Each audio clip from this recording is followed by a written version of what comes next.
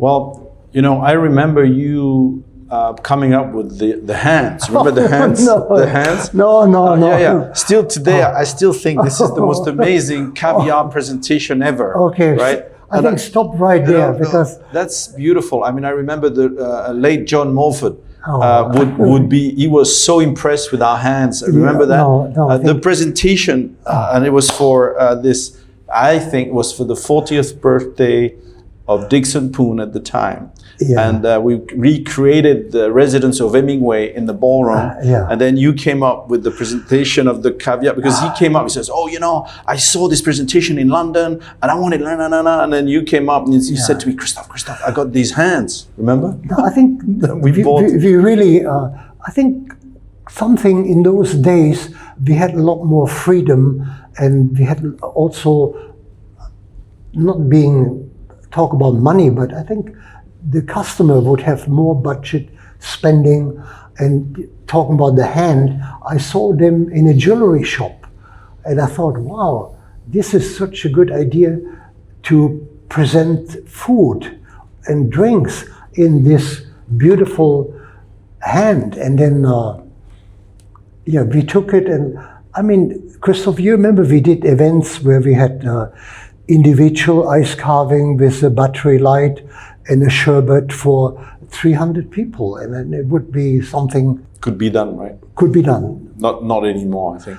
I guess it still can be done, but do you still find the people who have the skill to do the ice carving, have the service staff who understand how quickly we have to serve it, how things have to be presented? So I think can be done, but probably more complicated in our days.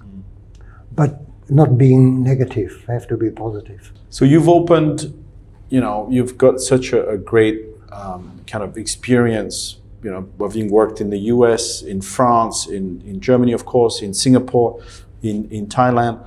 And then you opened this incredible hotel in Hyacinth in Cologne. Then you opened the Grand Hyatt in Hong Kong, and then the Grand Hyatt in Tokyo. So you opened the most two iconical hotels, Grand Hyatt Hong Kong, Grand Hyatt Tokyo, for Hyatt International in the world when it comes to food and beverage, and when it comes to large scale events, right? I mean, you are literally the master at this. And my question to you is that when you open these two hotels, how did you approach this between the vision of creating something that is big and unique and extraordinary, and then the process of really doing it? I mean, how do you combine both, or?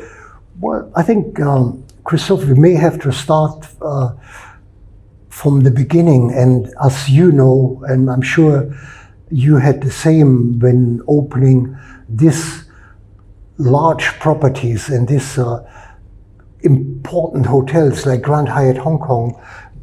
There was the first Grand Hyatt and in the company, and just the pressure of knowing that the whole company would be looking at this property, and you do have sleepless nights before all this happened. And then I'm sure you remember when a hotel opened, usually the kitchen is the last, the handover, and then it's still dusty everywhere, that horrible smell, and you still cannot take over the kitchen because it's not released or it's not ready. You don't have the gas connection, and you really go somewhere with your team on a camping cooker, and you start doing things just to get ready. And then you see the front of the house team, the service side, they're already doing their service sequence. They have their beautiful new uniforms already, and they're pretty much ready to go, while you're still struggling even to get into the kitchen. And then for every hotel which are open, the classic incident happened. There is the missing container. And in that missing container is very important equipment, the spiral mixer, the ice cream machine, things you really need. But the container is somewhere on the port and cannot be found. And then usually you have somebody, a local guy in purchasing who has connection. They find the container, it all arrives. And then what happens usually is some food item, they got stuck in customs and they cannot be released. And then the whole drama starts again. But what is the beauty of it? And at the end, it always works. You know, there comes the day, it just all falls into place, right? Because there's just, I guess, so much planning, so much organization, and it's such a village, right, that runs these hotels. And it's the people, again, you know, it's the people who supporting you and the people with you, they're on the same wavelength, and they just know that this is going to have to be a very, very good opening, because the owning company hired, and you don't want to disappoint anybody. You really want to do your best to open a Grand Hyatt for Hong Kong, Tokyo, or even the Hyatt Regency Cologne. And what is beautiful, if you go back there, you really see after 30 years how a hotel matured. You talk about like Grand Hong Kong, for example. Yeah, and even Cologne even longer, and it's such a refreshing to see. They pretty much follow your original standards or what you introduce. So chef, I don't want the humble Budde now. I want master class. I want learnings here, micro learning. Right? Okay. You've basically opened restaurants that are like $500,000 US a month, $1 million US a month, like the Grissini's, the One Arbor Roads, the Oak Doors, the French Kitchen, and you know, for you, why are they successful, these restaurants? Now, Christophe, that's a very, very structured question. I think, luckily, in Hyatt Company, we had a lot of people who already had a lot of experience with opening hotels, opening restaurants, and if I may mention just one example, for example, when we opened Grissini restaurant, both of us really respect a lot American gentleman who was our director of food and beverage, Mr. Frank Ansel. And I had the wonderful opportunity to travel to Italy with him. And you know, Frank Ansel really was a big fan of Giorgio Armani, anything fashionable. So we rented a car, met up with the famous wine grower Angelo Gaia, who took us to a restaurant for lunch. And we really were just amazed. We sit down and the waiter bring down freshly baked grissini sticks, put them on the table, wrapped in a beautiful white linen napkin. And Frank, he was stunned. He looked at it, tasted it with olive oil and a little bit balsamic, and he said, the restaurant is going to be Grissini. We call it Grissini. And it's still beautiful running today. I just was recently there, and it's still pumping, and people still love it, and they have a very talented Italian chef, and some of the old boys are still there. So I think it's amazing how the Grissini chef's still the same. The Grissini chef, he retired, but he's still teaching. So, right. And what was quite interesting, I never realized, the original Grissini oven went to this shopping mall, which is called K11. Right. And I was shocked when I saw that oven sitting there. I thought, oh, you saw it? how did that oven get there? And it brought back great memories. I think that's just a sample of how a restaurant started. And I think we have people who had great vision and would really support, or they would have a lot of research done what would be good in that. And quite frankly, when our One Harbor Road Chinese restaurant opened, I was not really sure about the name. Why call it One Harbor Road Chinese restaurant? But then I think Mr. Chu and our senior people, they just felt. So that's the humble Josef, right? And I like it. And always giving credit to the others.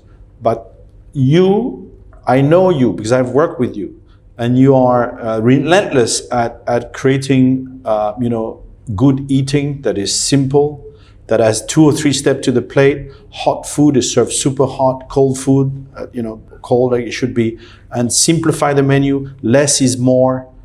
Talk to us more about this, because that's really your I call this your trick.